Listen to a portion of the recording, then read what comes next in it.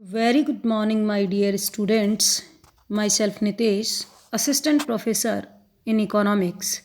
आज की क्लास में हम पढ़ेंगे भारतीय अर्थव्यवस्था का टॉपिक नीति आयोग। जैसा कि आप सभी जानते हैं, नीति आयोग का गठन योजना आयोग के स्थान पर किया गया है।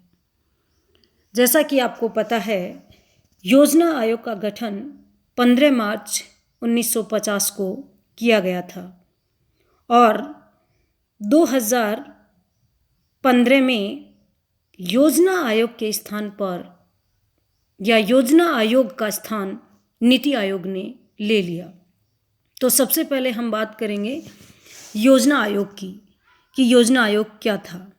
स्वतंत्रता प्राप्ति के उपरांत अखिल भारतीय कांग्रेस समिति ने वर्ष 1947 में पंडित जवाहरलाल नेहरू की अध्यक्षता में आर्थिक कार्यक्रम समिति का गठन किया। इस समिति ने 25 जनवरी 1948 को अपने प्रस्ताव में यह सिफारिश की कि देश में एक स्थायी योजना आयोग की स्थापना होनी चाहिए, जिसके फलस्वरूप 15 मार्च 1950 को योजना आयोग यानी प्लानिंग कमीशन का गठन किया गया। योजना आयोग का गठन 15 मार्च 1950 को, इसीलिए हम इसको संविधानोत्तर संस्था कहते हैं, क्योंकि संविधान में इसका उल्लेख नहीं है। ये संस्था संविधान के बाद गठित हुई थी। तो प्लानिंग कमीशन यानी योजना आयोग का जो गठन है वो 15 मार्च 1950 को किया गया। योजना आयोग की अनुशंसा पर पंचवर्षीय योजना 1 अप्रैल 1951 से प्रथम पंचवर्षीय योजना लागू की गई। विश्व में सबसे पहले सोवियत संघ ने वर्ष 1928 में पंचवर्षीय योजनाओं को प्रारंभ किया। योजना आयोग ने भारत में एक शक्तिशाली परामर्शदात्री अभिकरण का रोल निभाया है। वर्तमान में योजना आयोग की जगह नीति आयोग ने ले ली है, यानी 15 मार्च 1950 में जो योजना आयोग गठित किया गया, 2015 में वो स्थान नीति आयोग ने ले लिया है। अब हम डिटेल से बात करेंगे नीति आयोग की। 65 वर्ष पुराने योजना आयोग को नया रूप तथा नाम देते हुए national institute for transforming India NITI Aayog के गठन की घोषणा 1 जनवरी 1950 को की गई। 15 अगस्त 2014 को देश के प्रधानमंत्री नरेंद्र मोदी ने स्वतंत्रता दिवस के अवसर पर अपने संबोधन में योजना आयोग को समाप्त कर नई संस्था गठित करने की बात कही। नीति आयोग की अध्यक्षता प्रधानमंत्री करेंगे। 65 वर्ष पुराने योजना आयोग को खत्म करते हुए नीति आयोग का गठन किया गया। 1 जनवरी 2015 को इसकी घोषणा की गई और देश के जो प्रधानमंत्री हैं वो नीति आयोग के पदेन अध्यक्ष होते हैं।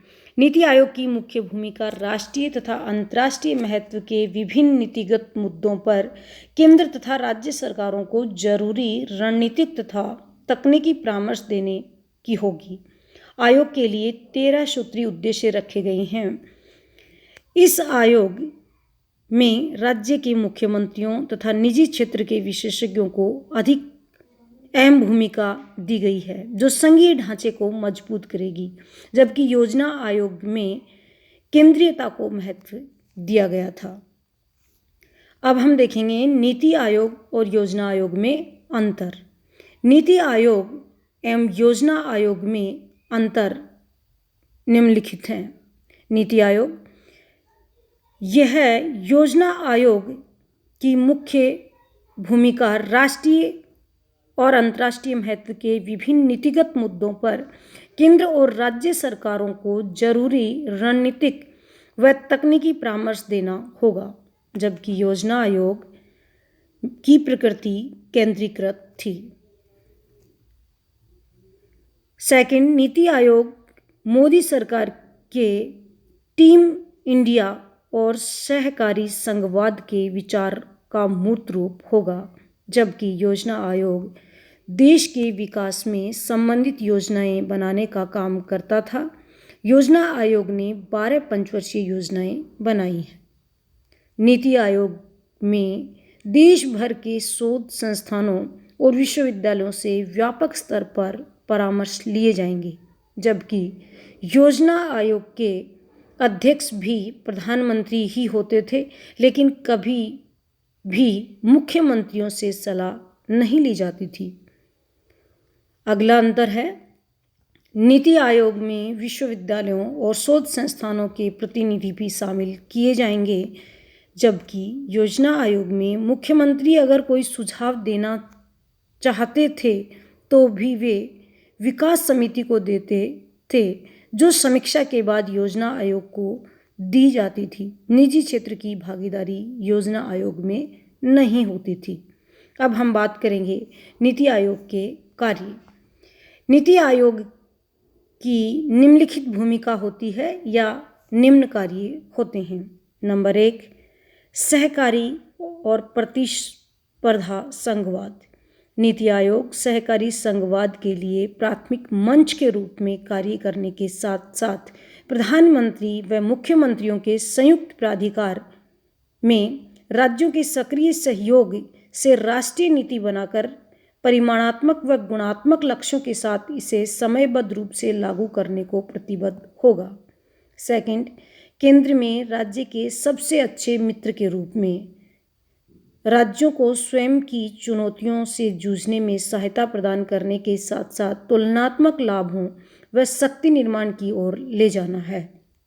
थर्ड, विशेषज्ञों के तंत्र के रूप में राष्ट्रीय एवं अंतर्राष्ट्रीय विशेषज्ञों की सहायक मंडली, पेशेवर एवं अन्य साझीदारों के माध्यम से मुख्यधारा के बाहरी विचारों तथा विशेषज्ञता को सरकारी नीतियों व कार्यक्रमों के प्रयोग में लाना।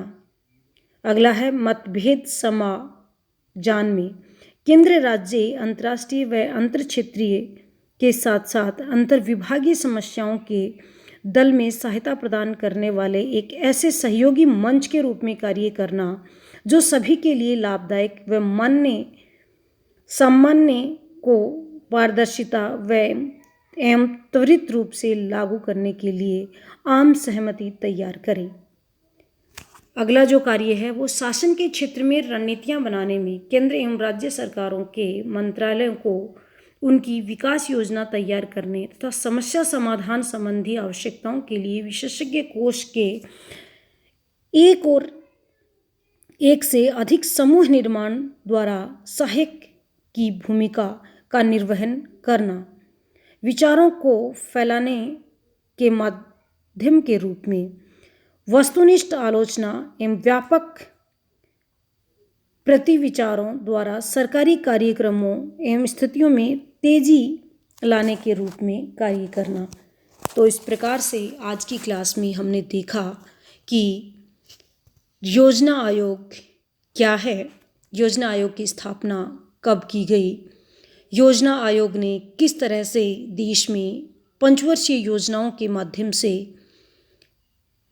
आर्थिक विकास में अपना योगदान दिया।